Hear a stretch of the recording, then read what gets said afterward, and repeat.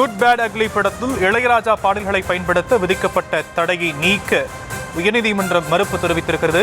அது குறித்த அண்மை செய்தியை நாம் பார்க்கிறோம். குட் பேட் அக்லி படக்குழுவுக்கு பின்னடைவு ஏற்பட்டிருப்பதை அண்மை செய்திகளாக வெளியாகியிருக்கிறது. மைத்ரி மூவி மேக்கர்ஸ் நிறுவனம் தாக்கல் செய்த வழக்கை உயர்நீதிமன்றம் தற்போது தள்ளுபடி செய்திருப்பதான அண்மை தகவலை நாம் பார்க்கிறோம். குட் பேட் அக்லி படத்தில் இளையராஜா பாடல்களை பயன்படுத்த விதிக்கப்பட்ட தடையை நீக்க நீதிமன்றம் உத்தரவு பிறப்பித்திருக்கிறது. குட் பேட் அக்லி படத்தில் இளையராஜா பாடல்களை பயன்படுத்த விதிக்கப்பட்ட தடையை நீக்க நீதிமன்றம் மறுப்பு தெரிவித்திருப்பதை அண்மை செய்திகளாக நாம் பார்க்கிறோம். பட தயாரிப்பு நிறுவனம் இந்த தடையை நீக்க கோரி மேல்முறையீடு செய்திருந்த நிலையில் தற்போது இந்த உத்தரவு பிறப்பிக்கப்பட்டிருக்கிறது. விவரங்களை நம்முடைய செய்தியாளர் மதியழகன் வழங்க நாம் கேட்கலாம். மதியழகன், நீதிமன்றம் இந்த வழக்கில் என்னென்ன விஷயங்களை குறிப்பிட்டிருக்கிறாங்க?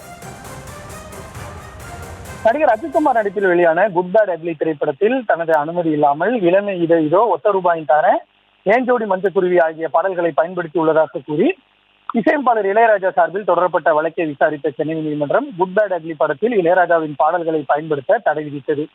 இந்த தடையை நீக்க கோரி மைத்ரி மூவி மேக்கர்ஸ் நிறுவனம் மனு தாக்கல் செய்திருந்தது. குட் பேட் அக்லி திரைப்படத்தில் இடம்பெற்ற பாடல்களின் உரிமையை சோனி நிறுவனத்திடமிருந்து பெற்று பயன்படுத்தியதாகவும் தற்போது இளையராஜா பாடல்களை குட் பேட் அக்லி திரைப்படத்திலிருந்து நீக்கியிருப்பதாகவும் தெரிவிக்கப்பட்டது. இந்த மனுவை நீதிபதி என் செந்தில்குமார் விசாரித்தார். இசையமைப்பாளர் இளையராஜா தரப்பில் திரைப்பட தயாரிப்பாளரிடமிருந்து பாடல் உரிமையை வாங்கியதாக கூறுகிறார்கள். பதிப்புரிமை சட்டப்படி இசையமைப்பாளர்களிடம்தான் பாடல் உரிமை உள்ளது. ஒட்டுமொத்த படத்திற்கு தயாரிப்பாளருக்கு உரிமை இருந்தாலும் பாடல்களை தனியாக எடுத்து மூன்றாம் நபருக்கு விற்க தயாரிப்பாளருக்கு உரிமை இல்லை என வாதிடப்பட்டது. இந்த படத்தில் 3 பாடல்களை உருமாற்றம் செய்யப்பட்டுள்ளது எனவும் இளையராஜா தரப்பில் வாதிடப்பட்டது. பட தயாரிப்பு நிறுவனம் தரப்பில் ஒரு தயாரிப்பாளர்களிடம்தான் முழு உரிமை உள்ளது. இளையராஜாவிடம் இசை உரிமை இருந்தால் அதை அவர்தான் நிரூபிக்க வேண்டும் என வாதிடப்பட்டது. அனைத்து வாதங்களையும் கேட்ட நீதிபதி என் செந்தில்குமார் தீர்ப்பை தேதி குறிப்பிடாமல் ஒத்திவைத்திருந்த நிலையில் இன்று இந்த மனு மீது உத்தரவிட்டார். அப்போது பாடல்களை உருமாற்றம் செய்வதை தடுக்கவும் அனுமதியின்றி பயன்படுத்துவதை தடுக்கவும் இளையராஜாவிற்கு உரிமை இருக்கிறது.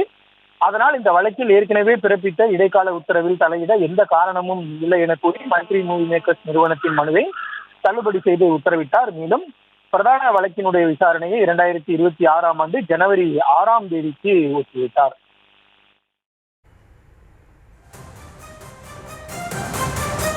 விவரங்களுக்கு நன்றி மதியழகன்.